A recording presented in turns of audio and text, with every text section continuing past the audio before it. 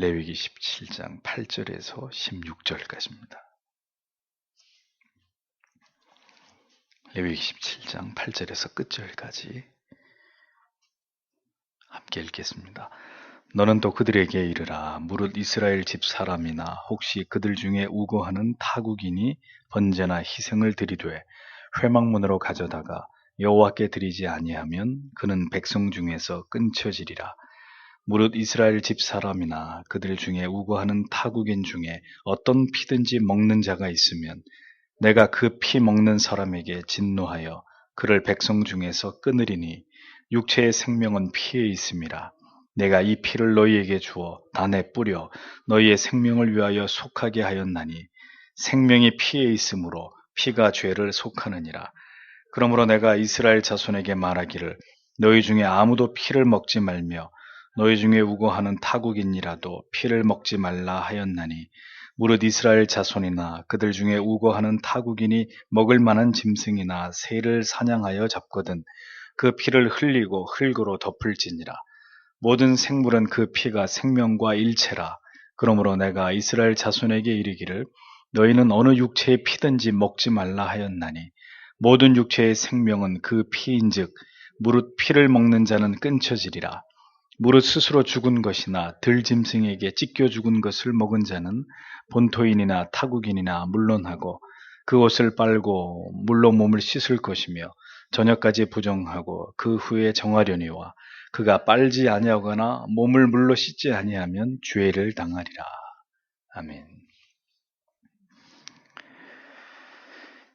기도하겠습니다. 하나님 감사합니다. 오늘도 하나님 말씀 앞에 섰습니다. 모든 시대를 뛰어넘어 우리에게 하나님 여호와 하나님 경외하는 도를 가르치시고 그 하나님의 기뻐하시는 뜻을 따라 살아갈 때 하나님이 우리를 통해 영광을 받으시며 그렇게 뜻을 세우고 사랑하는 자들을 기뻐하시는 하나님 되시는 것을 우리가 오늘도 말씀을 통해 깨닫습니다. 사는 날 동안에 나의 기쁨을 위해 사는 것이 아니라 하나님을 기쁘시게 하기 위해서 날마다 우리의 생명을 연정해 가고 계시는 우리의 주인 되신 하나님 앞에서 우리가 그 중심을 가지고 그 선명한 목적을 가지고 우리의 주어진 인생길을 걸어가는 하나님의 사람들이 다 되도록 도와주옵소서. 주님 안에서 맛보는 기쁨과 참된 영혼의 희락이 아니라면 우리는 그 어떤 기쁨과 즐거움도 원치 않습니다. 세상에서 천년을 세상의 즐거움 속에 사느니 단 하루를 살아도 하나님 안에서 참된 기쁨 속에서 하나님이 주시는 참된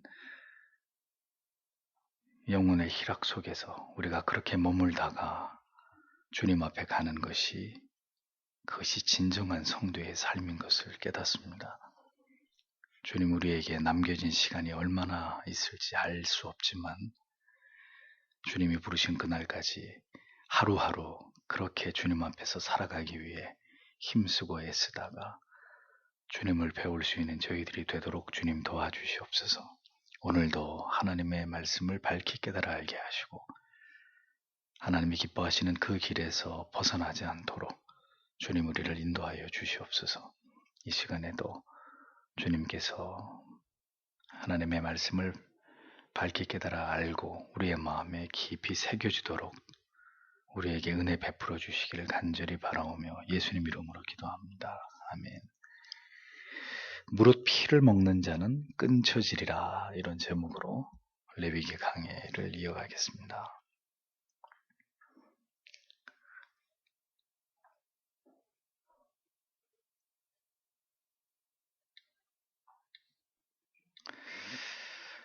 이스라엘 백성들이 가축을 도살할 때는 어떤 규례를 따라서 행해야 했는지 지난주에 레위기 말씀을 통해서 살펴보았습니다. 반드시 회막문 앞으로 나와서 여호와의 장막에서 하나님께 먼저 화목 제물을 드린 이후에 이스라엘 백성들이 고기를 취할 수 있었던 것을 볼 수 있었습니다. 그렇게 한 이유는 이스라엘 백성들의 고질적인 죄악, 즉 우상 숭배의 이 죄악에 빠지지 않도록 임의대로 광야에서 짐승을 도살하다가 또 그 죄에 빠지는 그런 일들을 미연에 하나님께서 방지하시기 위해서 여호와 하나님 앞에서만 짐승을 잡고 하나님께 제사를 드린 이후에 고기를 취하도록 그러한 규례를 하나님께서 세우신 것을 보았습니다. 죄악의 용도로 악용되는 일이 없도록 하나님께서 우리에게 주신 모든 것들을 잘 선용하고 관리해야 될 그런 필요가 있겠죠. 오늘의 본문은 또 다른 규례를 이어서 말씀하고 있는 것을 보여줍니다. 8절과 9절의 말씀을 흠정역으로 보면 너는 또 그들에게 말하라. 이스라엘 집 사람이나 너희 가운데 머무는 타국인 중에 누구든지 번제 헌물이나 희생물을 드리고 회중의 성막문으로 그것을 가져다가 주께 드리지 아니하면 바로 그 사람은 자기 백성 가운데 끊어지리라. 이렇게 기록되어 있습니다. 자, 이제 화목제뿐만이 아니라 번제까지 하나님께서는 희생 제사의 제물들을 모두 다 성막 안에서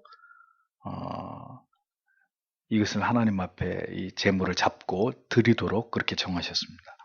그리고 이 규례는 유대인들뿐만이 아니라 타국의 이방인들까지도 지켜 행해야 되는 그런 법이었습니다. 유대인뿐만이 아니라 이방인들까지도. 여기서 이방인이라고 하는 것은 이집트에서부터 이스라엘에 출애굽할 때 같이 여호와를 나의 하나님으로 믿겠다 하고 이스라엘 백성들과 같이 그 이집트를 떠난 그 이방인들을 의미합니다. 그들도 이방인이라 할지라도 여호와의 법도와 규례를 지키면 하나님이 그들 또한 하나님의 자녀로 인정을 해주시고 유대인들과 동일하게 대우를 하셨다는 겁니다. 그러니까 이미 구약에서부터 이스라엘 백성들의 잘못된 선민 사상이 이 성경적이지 않다는 것을 이렇게 보여주고 있어요.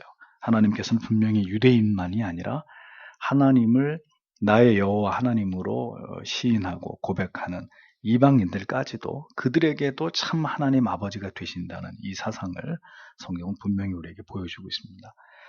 하나님께서는 이스라엘 백성이든 이방인이든 번제와 희생 제물을 드림에 있어서 반드시 하나님의 말씀을, 법을 지키도록 그렇게 하나님이 그들에게 규례를 말씀하셨는데 그것은 모든 희생 제물을 잡아서 하나님께 드릴 때는 성막 문 안으로 들어와서 하나님께 제물을 드려야 됐다 하는 이 법이었습니다. 또다시 이제 이 반복해서 강조되지만 왜 희생 제물을 성막 밖에서 잡는 것이 허락되지 않았느냐? 번제를 위해 희생당하는 제물들이 자칫 광야에서 악령을 위한 제사에 악용될 수 있었기 때문이다. 잘 이해가 되지 않죠.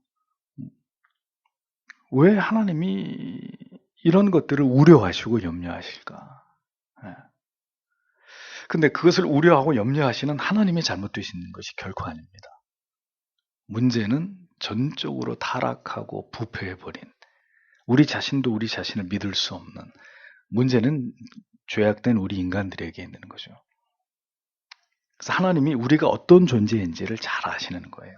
이렇게 안전장치를 해놓지 않으면 반드시 그것을 끊어버리고 그것을 넘어가서 또다시 그 반복되는 죄에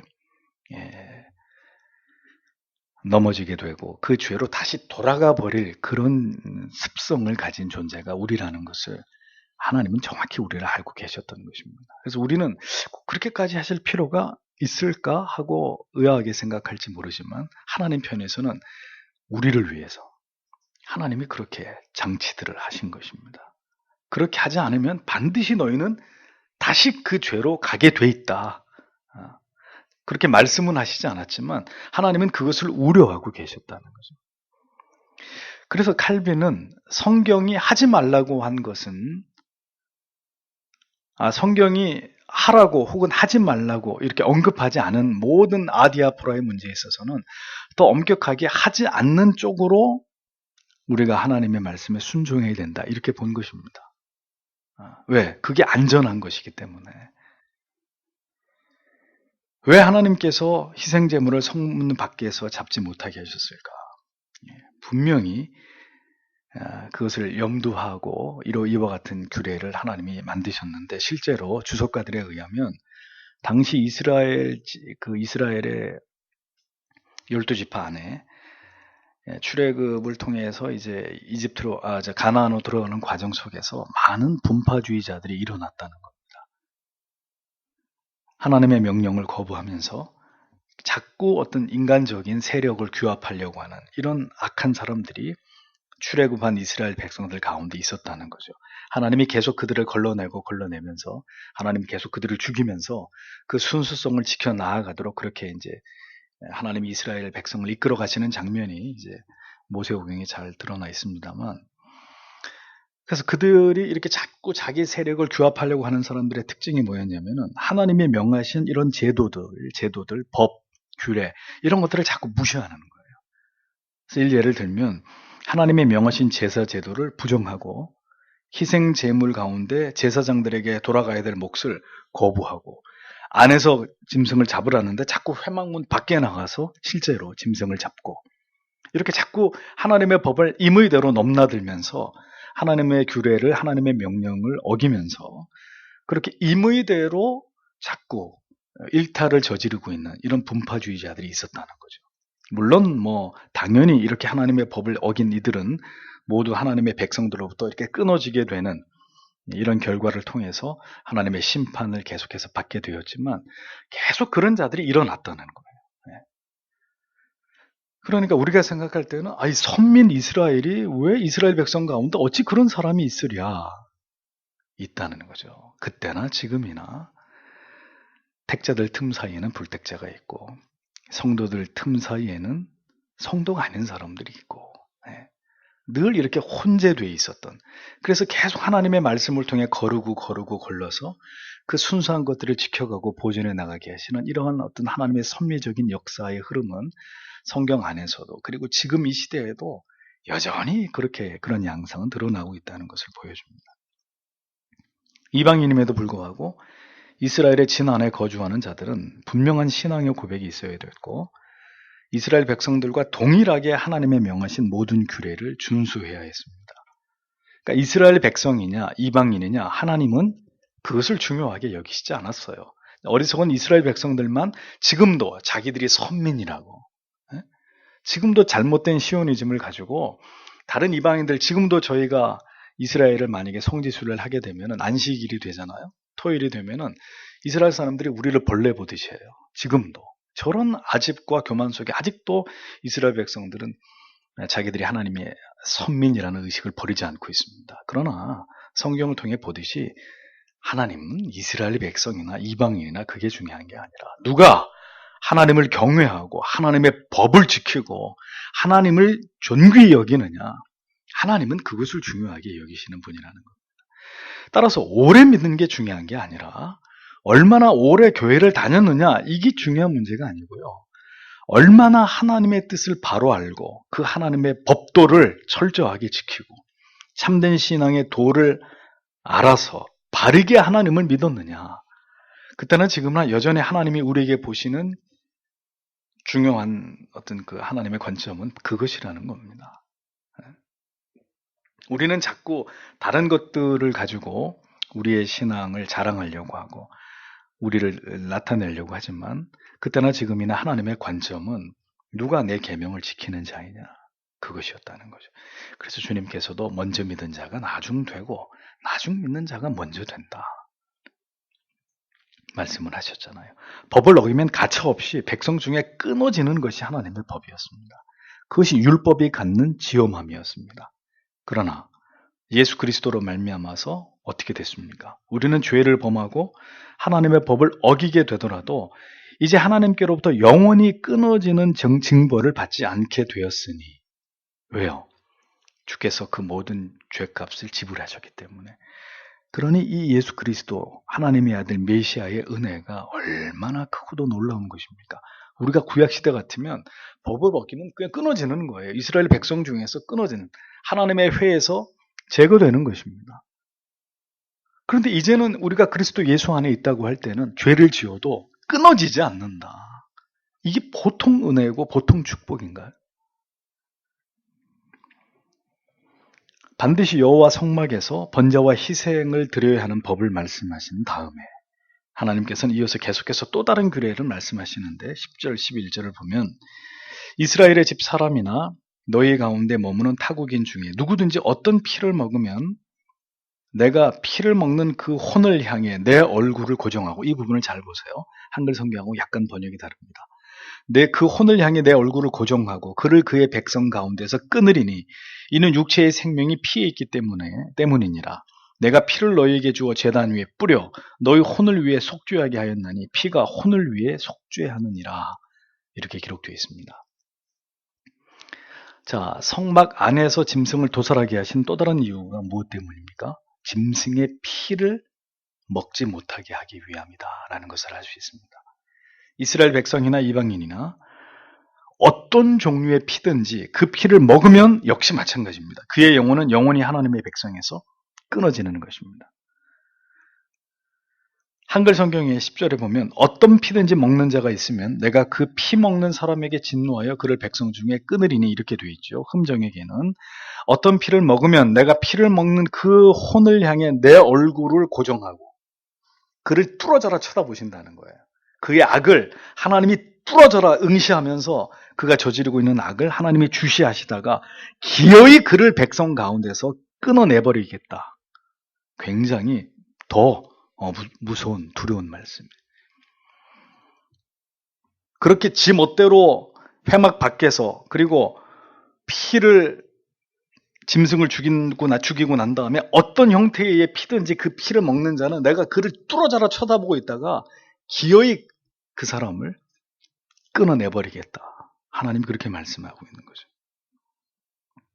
여기서 어떤 종류의 피라는 것은 뭘 말할까요? 어떤 경우라도 피가 첨가돼서는 안 된다는 거예요. 요리를 하다가 피를 충분히 빼지 않고 그리고 그냥 요리를 해버리는 거죠. 부주의하게. 자, 어떤 피든 여기 들어가 버리는 겁니다. 그러니까 소량이라 할지라도 아직 고기에 피가 남아있는 경우이든지 어떤 경우든지 간에 아무튼 철저하게 피를 제거하고 난 다음에 그 고기를 먹어야 하나님의 백성에서부터 끊어지는 하나님의 그 진노의 징벌을 받지 않을 수 있었다는 거죠. 자, 여기서부터 이제 피를 금하신 이 말씀은 이 10절에서부터 14절까지 무려 6번이나 강조될 만큼 매우 엄중한 법이라는 것을 성경은 보여줍니다. 계속 반복하시는 거예요. 한 말씀을 또 하고 하면서 이 짧은 절 안에서 6번이나 반복합니다. 하나님께서 이처럼 강력하게 피를 취식하는 것을 금하신 이유는 성경에 뭐라고 나옵니까? 피는 뭐다? 생명이다. 그리고 그 생명은 전적으로 누구에게 속한 것입니까? 하나님께 속한 것입니다. 하나님의 권한에 속한 것이 생명, 그 생명을 상징하는 피다.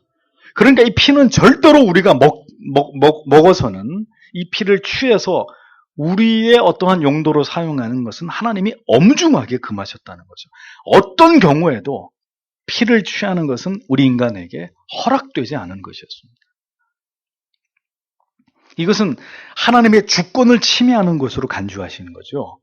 생명의 주관자는 나 여호와 하나님뿐인데 너희가 그 생명을 상징하는 피를 너희가 임의대로 그렇게 취급하는 것에 대해서 하나님은 하나님의 주권, 하나님의 거룩성이 죄인들에 의해서 침해당하는 것으로 간주하셨답니다.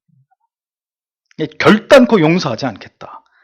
하나님이 이렇게 말씀하고 계십니다. 이런 맥락에서 사람의 생명을 다루는 모든 일들은 절대로 사람의 힘으로, 과학의 힘으로, 임의대로 다루어서는 안 된다는 사실을 기억해야 합니다. 낙태, 자살, 존엄사, 유전공학, 어떤 생명공학 이런 것들을 통해서 또 시험관하기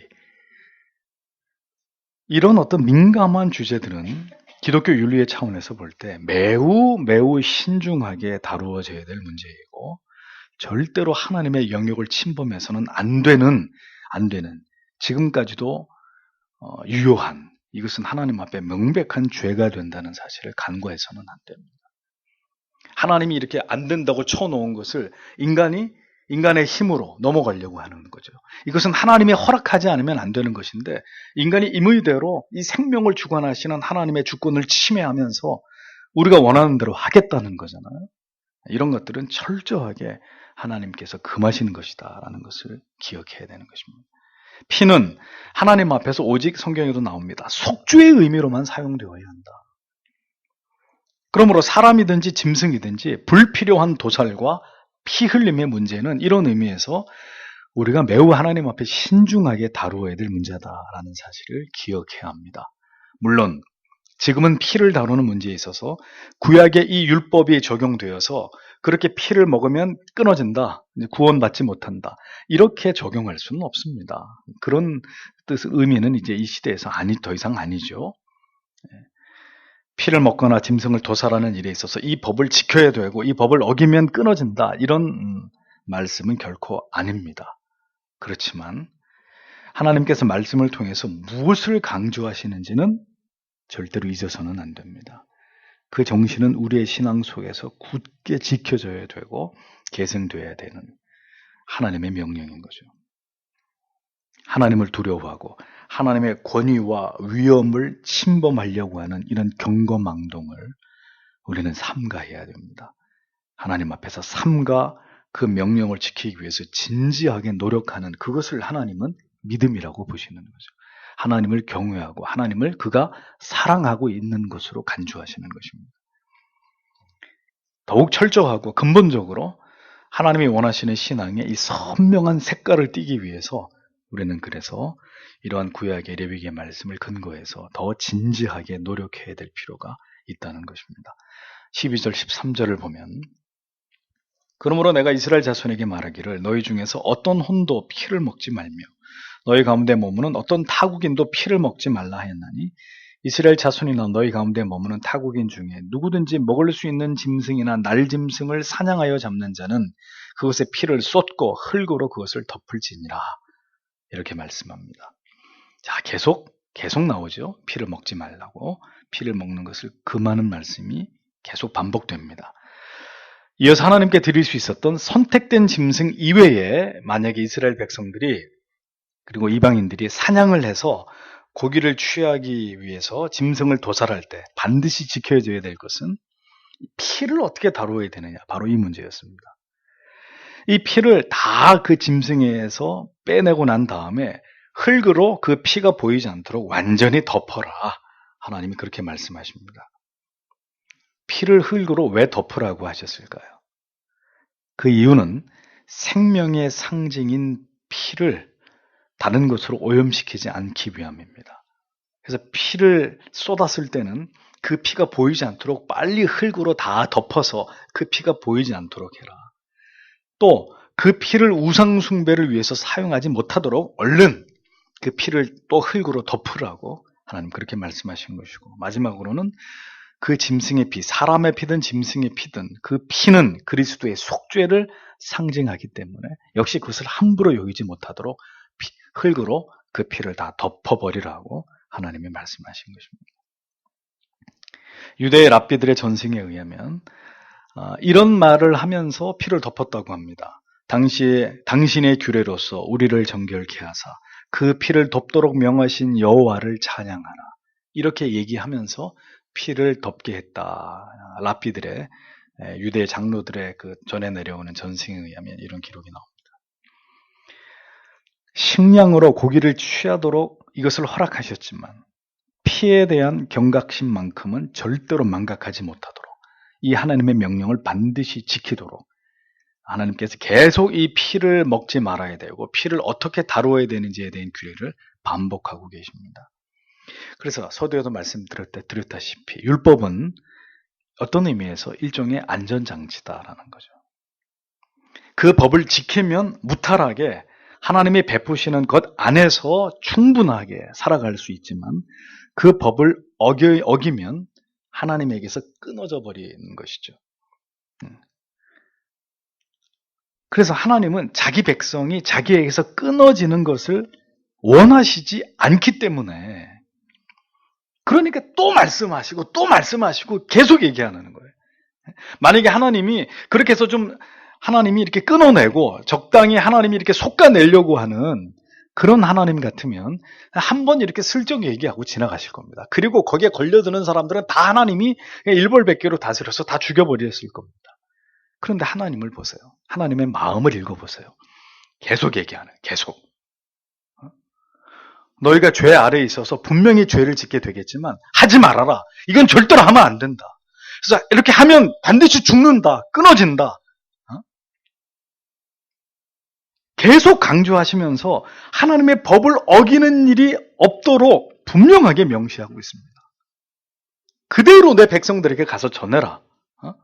유대인들뿐만이 아니라 이방인들까지 정확하게 이 율례, 규례를 정해서 지키게 해라. 피를 먹지 못하게 해라.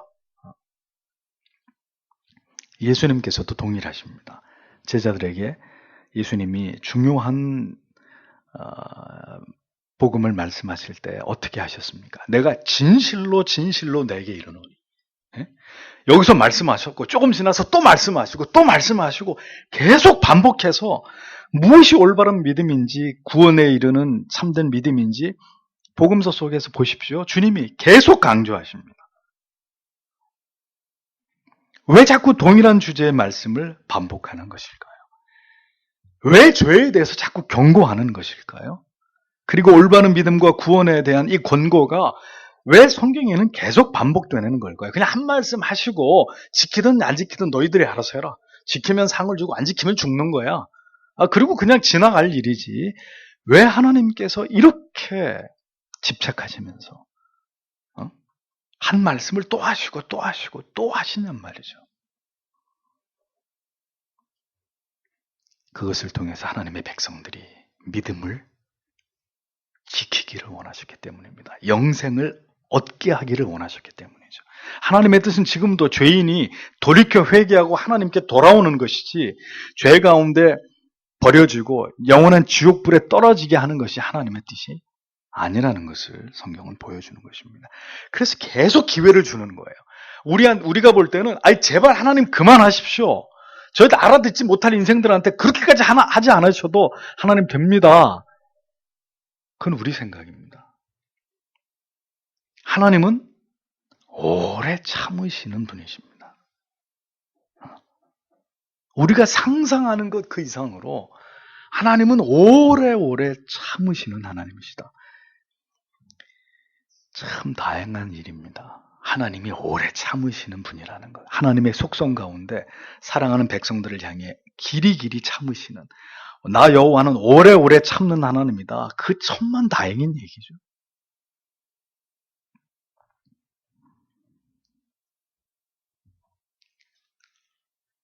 성경이 반복해서 어떤 문제를 다룰 때 절대로 그것을 지겹게 여기거나 싫어해서는 안 됩니다. 실증을 느껴서는 안 됩니다. 또 그 소리냐? 맨날 그 소리냐? 우리 중에 누구도 하나님의 말씀을 그렇게 받을 수 있는 사람은 아무도 없습니다. 계속해서 그 하나님의 말씀을 아멘으로 맞습니다. 옳습니다. 하나님 그렇습니다. 1000번이면 1000번, 10,000번이면 10,000번 우리의 귀가 닳아 없어질 때까지 하나님은 말씀하시고 우리는 들어야 됩니다. 듣고 또 돌아보고 듣고 또 돌아보고 성경 전체가 그렇게 돼 있어요. 아무리 강조해도 절대로 지나치지 않는 하나님의 말씀입니다. 우리를 살리려고 하는, 우리를 죽이려고 심판하고 우리를 저주하시려고 하는 하나님의 마음이 아니라 살리려고, 그 죄를 짓지 못하게 하려고, 그 선을 넘지 않게 하려고. 그래서 하나님은 또 말씀하시고 또 교훈하고 또 책망하고 선지자 죽여, 또 보내, 죽여, 또 보내, 자기 아들까지. 그 하나님의 열심이 없었으면 우리는 아무도 주님의 품 안으로 돌아올 수 없었을 것입니다. 세상은 지금까지 존립하지 못했을 것입니다. 하나님의 분명한 경고이자 교훈이자 책망이자 위로이기도 하면서 약속이기도 한 하나님의 말씀을 우리가 분명히 기억해야 되는 거죠. 14절에서 16절을 보면 이는 피가 모든 육체의 생명이기 때문이니 육체의 피는 육체의 생명을 위한 것이니라. 그러므로 내가 이스라엘 자손에게 말하기를 너희는 어떤 육체의 피든지 먹지 말라 또 얘기하죠. 먹지 말라 하였나니 모든 육체의 생명은 그 육체의 피인즉 누구든지 피를 먹는 자는 끊어지리라.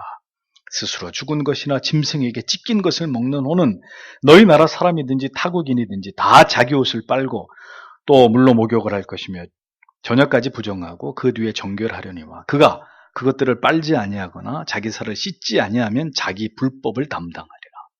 이렇게 적고 있습니다. 피는 생명을 상징하고 생명은 하나님께 속한 것이므로 어떤 피든지 금하신 말씀이 계속 반복되고 있고 그 피를 먹으면 끊어진다. 계속 반복되는 말씀입니다. 그리고 덧붙여서 자연사한 짐승이나 다른 짐승의 공격을 받아서 이렇게 찢기워 죽임을 당한 짐승들, 그것을 먹는 자들에 대해서 하나님은 부정하다고 말씀하시고 정결의 규례를 시행해야 된다. 이렇게 말씀하셨습니다. 자, 그럼 여러분 한번 이제 추론해 보세요. 왜 자연사한 짐승이나 찢겨 죽은 짐승을 먹지 말라고 하셨을까요? 왜요? 온전한 방법으로 피를 제거한 고기가 아니기 때문입니다. 짐승을 도살하고 난 직후에는 피를 빼기가 수월하겠죠. 예, 피를 제거하는 일이 수월한데 자연사했거나 그 다음에 찢겨 죽은 짐승, 죽은 지 오래됐어요. 자, 그러면 이미 피가 응고가 돼서 피를 빼낼 방법이 없는 거예요. 자, 그런 상태에서 피가 있는 고기를 취해서 자연산 고기든지 찢겨 죽은 고기든지 배가 고파서 그걸 먹었단 말이에요. 그럼 어떻게 되는 거예요? 피를 같이 고기하고 같이 먹게 되는 죄를 범하게 되는 거죠. 부정한 짐승, 그것을 무의식 중에 먹을 수 있기 때문에 모르잖아. 이게 언제 죽은지, 그리고 피가 완전히 제거되는지 제거되지 않았는지. 모르면 먹지 말아야 되는데 배가 고프니까 먹었단 말이에요. 부지 중에. 하나님이 공의의 하나님이시기만 하다면 죽는 거예요. 뭐 볼 필요도 없어요. 뭐 아무리 변명해도 죽은 지 오래된 공이지 몰랐습니다. 뭐 그 안에 피가 있는지 몰랐습니다. 변명의 여지가 없어요. 하나님이 공의의 하나님만 같으시면 두말할 나위 없이 죽는 겁니다. 그런데 잘 보세요. 죽이는 거예요? 아니에요. 그냥 그 사람은 부정하다. 그 고기를 먹었느냐? 부정하다. 그러면 옷을 빨고 몸을 씻고 저녁까지 부정하면 된다.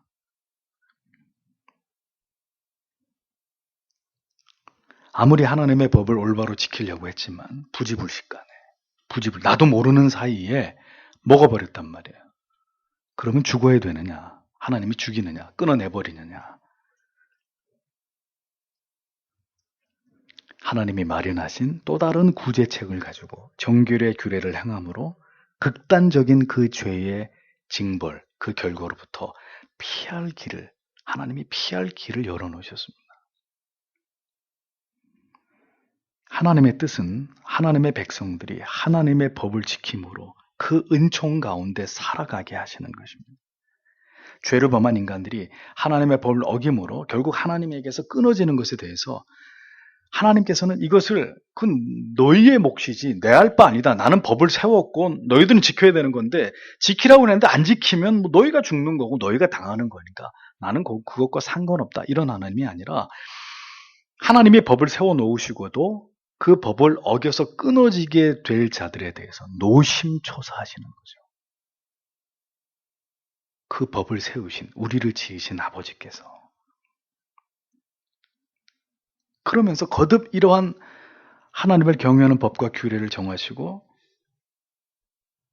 이것을 거듭 말씀하고 강조하시지만 그 법을 고의적으로 어긴 게 아니라 정말 모르고 자연사였든지 찢겨 죽었든지 모르고 먹었단 말이에요. 그런 경우에는 하나님께서 그들을 살려주시려고 이렇게 배려하시고 마음을 쓰시고 그것이 하나님의 마음이라는 거죠. 하나님의 사랑이라는 것입니다. 고의적으로 사람을 죽이지 않았는데도 사람을 죽였기 때문에 나도 죽어야 돼요. 그래서 그런 자들을 하나님이 살리려고 뭘 만드셨어요? 도피성을 만들었죠. 우리는 다 죽어야 되는 거예요. 왜? 죄인이기 때문에. 우리는 다 죽어야 되는 사람들이고 실제로 죽은 사람들입니다. 그런데 우리의 영원한 도피성이신 예수 그리스도를 통해서 하나님은 우리를 다시 살리려고 하신 겁니다. 그 예수 그리스도를 믿는, 그 예수 그리스도가 나의 구주라고 고백하는 이 정결의 규례를 통해서 하나님이 다시 우리를 건져내시려고 하시는 거예요. 우리는 그렇게 무지 가운데 살다가 죽어서 지옥에 가도 누구를 원망하거나 누구에게 핑계댈 수 없는 인생인데도 하나님은 그 하나님의 열심을 가지고 우리가 다 사고를 치고 저지르고 하나님을 배반하고 법을 어기고 지옥에 던져질 가련한 인생이 된 건 우리의 죄 때문인데, 하나님은 그러한 하나님의 사랑하는 백성들을 향하신 그 식어지지 않는 마음, 그 사랑, 그 거룩한 집착을 가지고 다시 살려내고자 하신 거예요. 어느 누가 이 구약의 말씀을 제대로 이해하지 못해서 구약은 하나님의 공의만 있다고, 그래서 구약은 읽을 필요, 제발 좀 그런 무식한 말들 안 했으면 좋겠어요. 이런 말씀을 보고도 하나님이 우리를 사랑하시지 않는다, 하나님이 우리를 불쌍히 여기지 않는다, 하나님이 우리에게 자비를 베푸시는 하나님이 아니다, 이렇게 말할 수 있겠습니까? 율법은 타락한 죄인들의 죄성을 완전히 제어할 수 없습니다. 인간은 어떻게든 죄를 범하려고 하는 존재들이고 기어이 하나님께로부터 멀어지려고 하는 악한 습성을, 본성을 가진 존재들입니다. 그렇기 때문에 결국은 가만히 내버려 두면 결국은 내려가서 하나님을 배반하고 죄를 범하고 하나님께로부터 끊어질 수밖에 없는 그런 존재들이 우리란 말이에요. 그러니 하나님께서 영원히 단번에 이 어리석은 인생들의 죄의 문제를 해결하시려고 영원한 속죄의 희생양이신 아사살의 속죄양 예수 그리스도를, 하나님의 아들을 우리에게 주신 거라는 거죠. 그분을 인간이 되게 해서 이 세상에 내려보내신 것입니다. 우리는 그 예수 그리스도 안에서 모든 이러한 우리의 전적으로 타락하고 부패하고 의를 행함에 있어서, 율법을 지킴에 있어서 전적으로 무능함에 대해서, 연약함에 대해서 영원히 이것을 해결받을 수 있는, 이 문제로부터 종지부를 찍을 수 있는 이 죄의 문제, 연약의 문제, 영원히 이것으로부터 해결받을 수 있는 길을 얻게 된 거예요.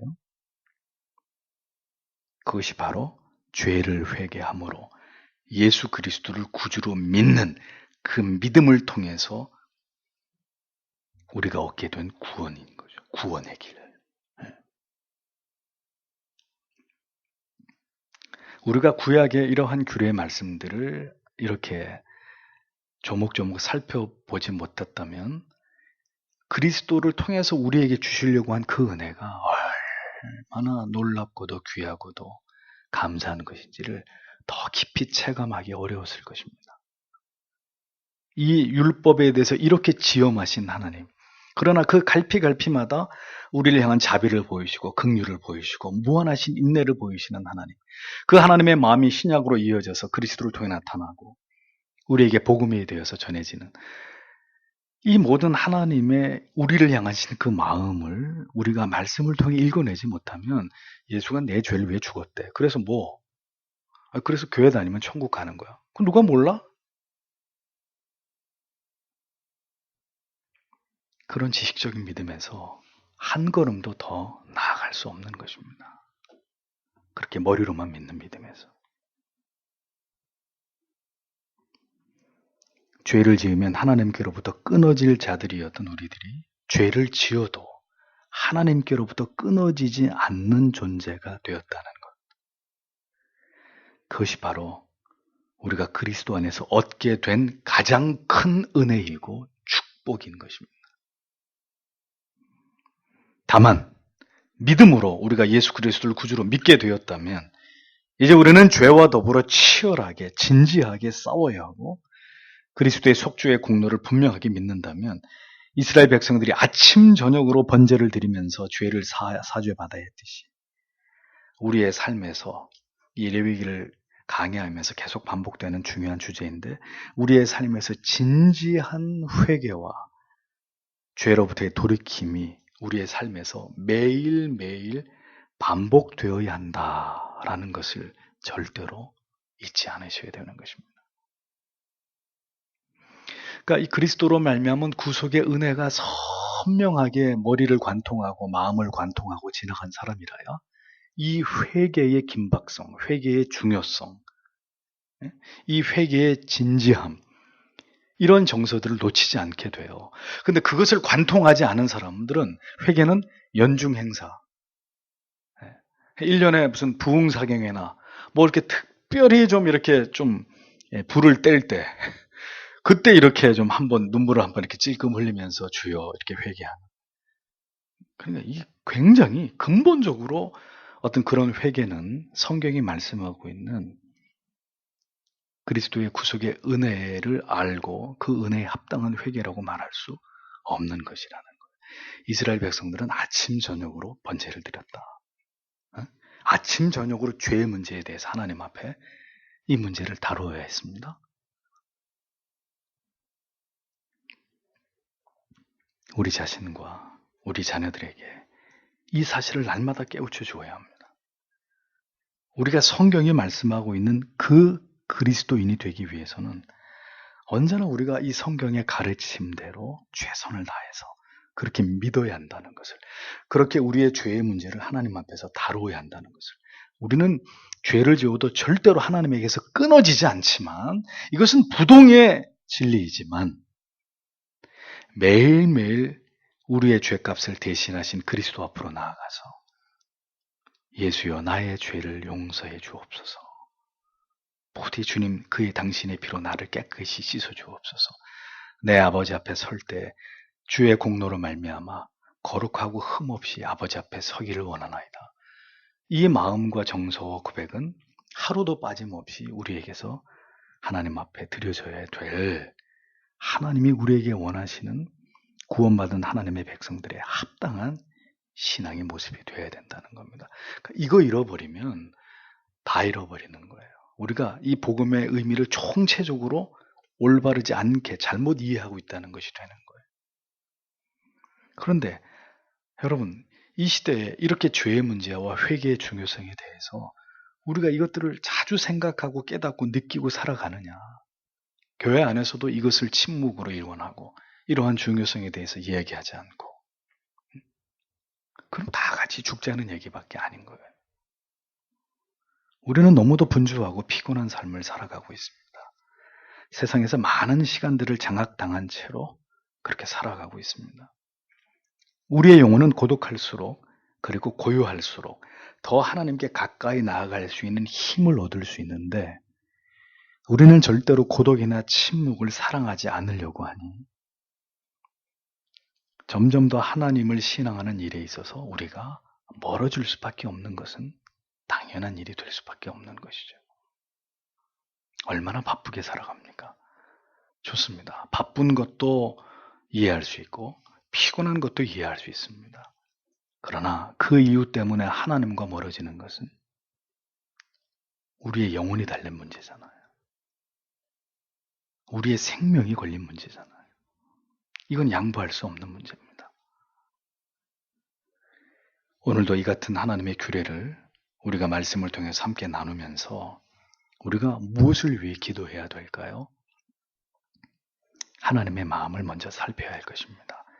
결단코 피를 먹지 말고 하나님의 법을 지켜서 하나님의 백성에서 끊어지지 않도록 하라고 우리에게 그렇게 당부하시는 이 하나님의 말씀 속에서 우리는 예수 그리스도를 더 견고하게 붙잡고 그 십자가의 은혜와 사랑을 더 확신하면서 날마다 우리의 죄를 주께 고하고 거룩과 성결한 삶에 힘쓰는 그런 삶이 되도록 주님 오늘도 우리를 붙들어 주시고 우리를 도와주시기를, 우리를 인도해 주시기를 기도해야 할 것입니다.